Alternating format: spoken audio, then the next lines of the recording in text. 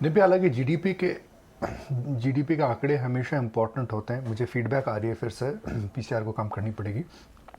हालांकि जीडीपी के आंकड़े हमेशा महत्वपूर्ण होते हैं, मगर जीडीपी के आंकड़ों को लेकर के आप ट्रेंड लाइन जब बना सकते हैं जब आपको कोई पैटर्न दिखता है।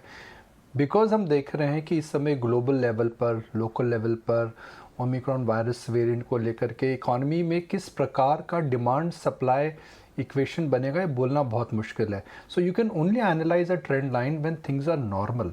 अभी थिंग्स नॉर्मल नहीं है। 2020 में नॉर्मल नहीं थी, 2021 में नॉर्मल नहीं थी। मैं उम्मीद करता हूँ कि आने वाले समय में नॉर्मल रहे। जीडीपी की ग्रोथ अच्छी है, मगर इसमें बेस इफेक्ट का एक बड़ा योगदान आता है।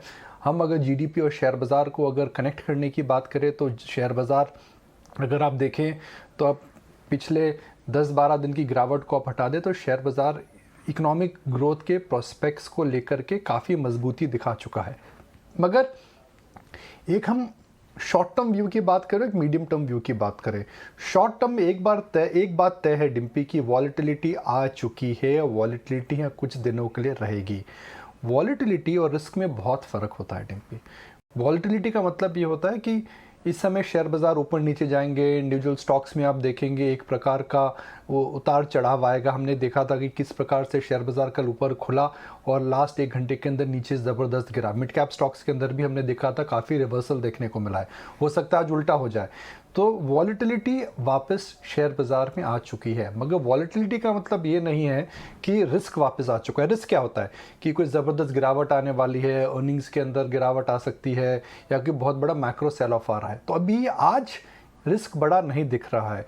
मैं ये बोलूँगा जब रिस्क दिख रहा है जब या तो करेंसीज़ के अंदर कोई बड़ी गिरावट आए, इमर्जिंग मार्केट करेंसीज़ के अंदर, या फिर हमें इन्फ्लेशन को लेकर के रिजर्व बैंक ऑफ इंडिया से कोई क्लियर कम्युनिकेशन आ जाए, जी हाँ अब इन्फ्लेशन बहुत ज़्यादा हो चुकी है, अब संभल कर रहने का समय आ चुका है। तो ये दो रिस्क अगर अभी नहीं आते हैं तो मेरा ये मानना है कि शॉर्ट टर्म में rather than risk one should focus on volatility. जब वॉलेटिलिटी होती है, जब क्या होता है, जब वॉलेटिलिटी होती है तो एक इन्वेस्टर के लिए, ना ट्रेडर के लिए, एक इन्वेस्टर के लिए काफ़ी बाइंग अपॉर्चुनिटी आती हैं। आप देखेंगे कोई स्टॉक 5% ऊपर जाके 10% नीचे आता है। तो जब अच्छे शेयर इस प्रकार के वॉलेटाइल मूव देते हैं और आपने अपना होमवर्क, मैं फिर से लोगों को वही शब्द याद दिलाऊंगा, होमवर्क अगर आप अपना होमवर्क कर चुके हैं तो this is the time to really buy stocks which you always wanted to buy but you did not get through. तो होमवर्क की बात करते हैं मीर। हम सब जानते हैं कि होमवर्क को लेकर के अभी क्या चल रहा है, क्योंकि बच्चों की स्कूल्स हैं और हम सब उनको होमवर्क में मदद कर रहे हैं, घर से हमारे बच्चे पढ़ रहे हैं। तो निवेशकों को भी उसी प्रकार का 3:30 बजे के बाद रोज होमवर्क करना चाहिए। हाँ, जैसे आप होमवर्क का बोलते रहे, मेरे को तो बचपन में भी होमवर्क सुन के नाम डर लगता था। और फिर से निकुंज बता रहे कि होमवर्क करो, अच्छे से होमवर्क करो, तो फिर से डर लगने लगा। हम जितना ज़्यादा होमवर्क करेंगे ना, दर्शकों को उतना कम करना पड़ेगा होमवर्क, तो हमें तो करना ही चाहिए खासकर। लेकिन निकुंज, ये जो जेरम पॉवेल का कल बयान आया था उसे अगर हम देखें, अब उसमें उन्होंने कुछ नया एक्चुअली टेक्निकली अगर देखा जाए तो नहीं कहा है। एवरीबडी नोज कि एट सम पॉइंट भी अनवाइंड करेंगे या टेपरिंग करेंगे, लेकिन जो टाइमिंग को लेकर इंडिकेशन है, अब कल जो हमने यूएस मार्केट्स में देखा, क्या उसे हम एक नी जर्क रिएक्शन माने या फिर genuinely there is a scope for negative surprise? मैं पूजा के पास जाता हूँ, पूजा स्माइल कर रही हैं, तो मुझे लगता है जब मैंने होमवर्क बोला है उन्होंने भी लगता है अपने बच्चे का होमवर्क मॉनिटर पे खोल लिया है। क्यों पूजा?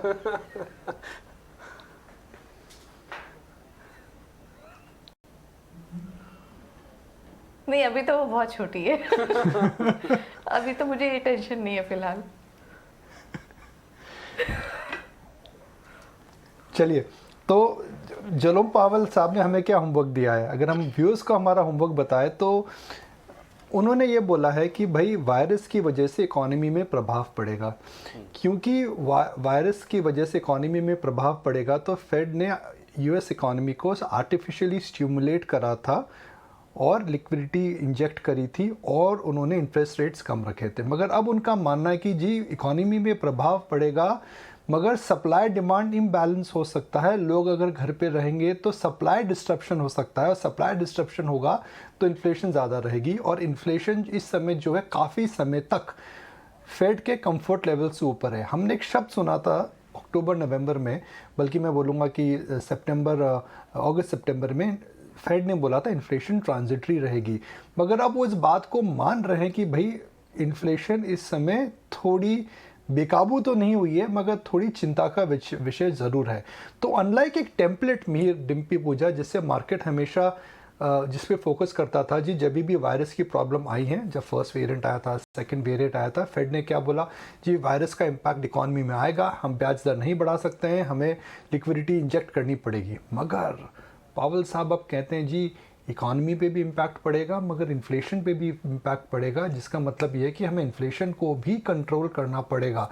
तो एक प्रकार का डिपार्चर है, एक प्रकार का संकेत है, एक प्रकार का इंडिकेशन है कि जो फेड ने हिस्टोरिकली जो टूल्स यूज़ करे हैं, हिस्टोरिकली जो एक प्रकार का टेम्पलेट यूज़ करा है, क्या वह परिवर्तित हो सकता है। अगर वह परिवर्तित होता है तो क्या होगा, ब्याज दर ऊपर जाएंगी।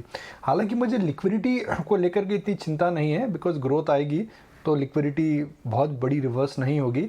मगर अगर शेयर बाज़ार में इंटरेस्ट रेट्स ऊपर जाते हैं तो जो वैल्यूएशन होती हैं, जो पी मल्टीपल आप निकालते हैं, फॉरवर्ड कैश फ्लोज डिस्काउंटिंग करते हैं, उनके अंदर कॉन्ट्रैक्शन आ सकता है। तो क्या होगा, जो महंगे शेयर है 70, 80, 50, 60 पी पर जो स्टॉक्स चल रहे हैं, हो सकता है कि उनके अंदर थोड़ा पी कंप्रेशन आए अगर ग्लोबली इंटरेस्ट रेट्स ऊपर जा रही हैं।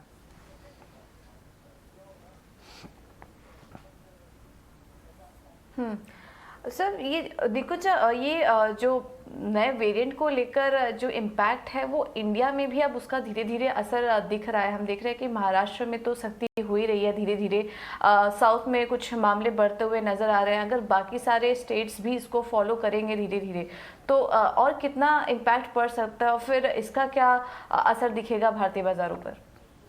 देखिए, एक इवॉल्विंग स्टोरी है। एडमिनिस्ट्रेशन एकदम सही कर रहा है, that they are being cautious.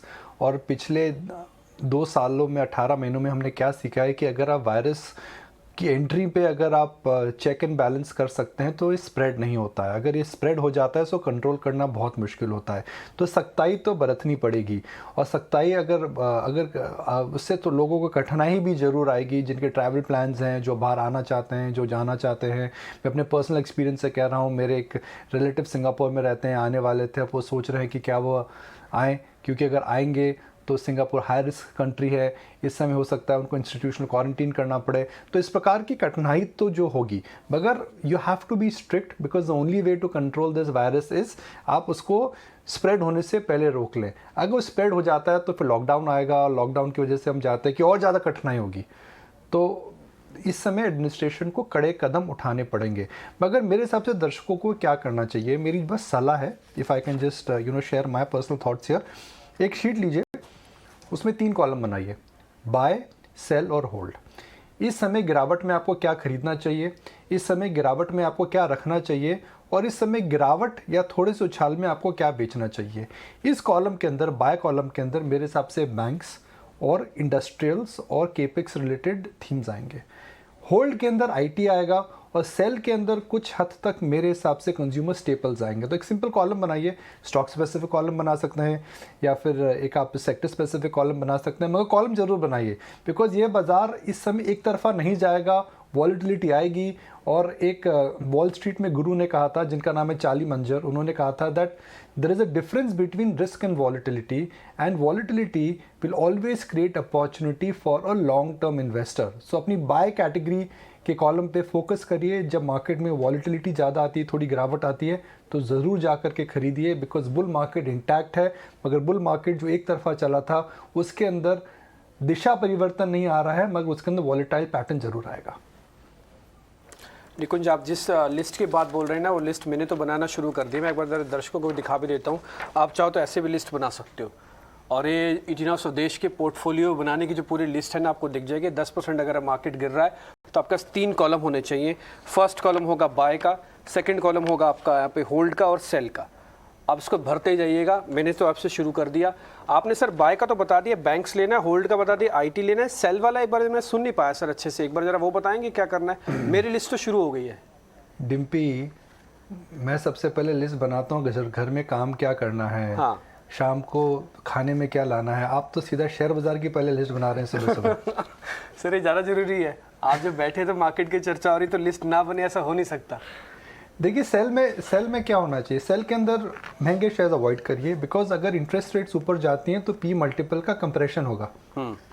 तो उस महंगे शेयर में कौन सी कैटेगरी आती है, कंज्यूमर स्टेपल्स, जैसे एशियन पेंट्स हो गया, पिडिलाइट हो गया, ये अच्छी कंपनियां हैं मगर ये महंगे शेयर हैं, और महंगे shares in a rising interest rate environment में हमेशा अंडर परफॉर्म करते हैं। ऑटो के अंदर भी मेरे हिसाब से सिलेक्टिवली सेल ही रखना चाहिए। एक मैं छोटी बुनियादी सी बात बताता हूँ। देखिए ईवी जो एज अ सेगमेंट है वह आ चुका है, तो जो number of cars which are sold in India they will not increase, but the proportion of EV cars which will be sold as the percentage of the total car sales, that will start increasing, which means अगर आप existing player हैं तो आपका market share कम होगा। दूसरा, आपको पता है कि जो ईवी की जो प्राइसिंग है वो pricing in a sense affordable pricing है, वह कंपैरेटिव प्राइसिंग है, तो जो एग्जिस्टिंग प्लेयर्स हैं वो प्राइस भी चेंज नहीं कर पाएंगे। अब उनको अगर ईवी के आगे अगर कुछ नई चीज़ देनी है तो उनको प्राइसिंग कम करनी पड़ेगी या फीचर्स ऐड करने पड़ेंगे, तो उनकी मार्जिन्स पे भी इम्पैक्ट आएगा। तो सिलेक्टिवली एक या दो कंपनीज को छोड़ करके मेरे हिसाब से ऑटो में जो बाउंस आने वाला आ चुका है, ऑटो भी कुछ हद तक होल्ड या सेल कैटेगरी में आएगा, मगर बाय कैटेगरी में मुझे लगता है कि banks are due for a bounce. Metals को लेकर के मैं थोड़ा इस समय कंफ्यूज्ड हूँ, बिकॉज एक साइड तो डिमांड इंडिकेटर्स हैं जो इतने ख़राब नहीं है, मगर दूसरे इंडिकेटर्स जो आ रहे हैं, जो हम देख रहे हैं कि किस प्रकार से डॉलर में चेंजेस आ रहे हैं, करेंसी में चेंजेस आ रहे हैं, तो उसको लेकर के शायद मैं भी बहुत क्लियर नहीं हूँ। हो सकता है आने वाले दिनों में हम चर्चा करें, I will have a better opinion after I speak to some experts, but right now frankly I am confused about metals. बिल्कुल। चलिए निकुंज, शुक्रिया। अब सब लोग अपना होमवर्क करते हैं और लगते हैं लिस्ट पर। Thank you. हमारे साथ संतोष मीणा